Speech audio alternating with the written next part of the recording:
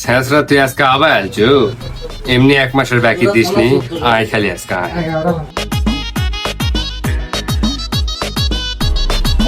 আচ্ছা কোনো সমস্যা নেই, আমি ইয়ে করেছি। কেরে তুই 1 মাসে 1 টাকা 40 পয়সা ব্যাগি খাস, ওই বাকি দিসনি, তুই আসা কথা নাই বার্তা নাই, তুই আবার ফ্রিজ খুললু, তুই কি পাসু? মগের মূল্য পাস আমার দোকান? ভাই 2-1 মাস হলো ধান্দা মান্দা করে বেরিনি, মাথা মতো অনেক গরম আছে, 2-1 মধ্যে কোনো একটা ধান্দা মান্দা করবো, তোর বাকি তো দিয়ে দেবো।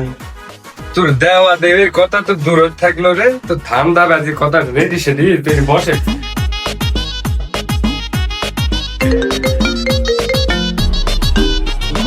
হ্যাঁ বন্ধু, কদ্দুর তুই? এদের শান্তর দোকান হোক। ওহো, তুই একাই খাত? থাম, আমি আসি তুই 2 মিনিটের মধ্যে। এ বন্ধু তুই আসিস না মেলা বড় ঝামেলার মধ্যে পড়ে গেছে।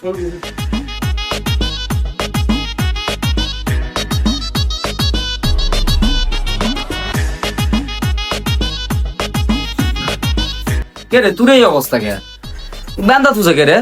আরে সেই কথা কোস না, দোকানে কিছু টাকা বাকি পাবে, টাকা দিয়ে নি তা বেঁধা থুছে। ভাই এটা কি করেছিস? সামান্য কিছু টাকার জন্য আমার বন্ধুকে এভাবে হয়রানি করে ভ্যান্দা তুছিস? ওর কয় টাকা ব্যাগে আছে? আমি সব দেবো, কও। সামান্য কয়টা আমার তো 1 মাস থেকে ব্যয় খাতে দেওয়ার নামে কোনো খোঁজ নাই, তাহলে দে তোর বন্ধুর 1 টাকা 40 পয়সা বাকি আছে, ওরা তুই দেয়া যা। ভাই আমার কাছে হচ্ছিল 10 পয়সা আছে, এটা দিলে আমার বন্দুক ছাড়া দিবেন? 10 পয়সা মারাত তু বস, তুই ওটি বসে 2জন কর্মচারী থাকার দোকানত, এই 1 টাকা 40 পয়সা সুদ না হওয়া পর্যন্ত সুদ দিয়ে 2জন যাবো।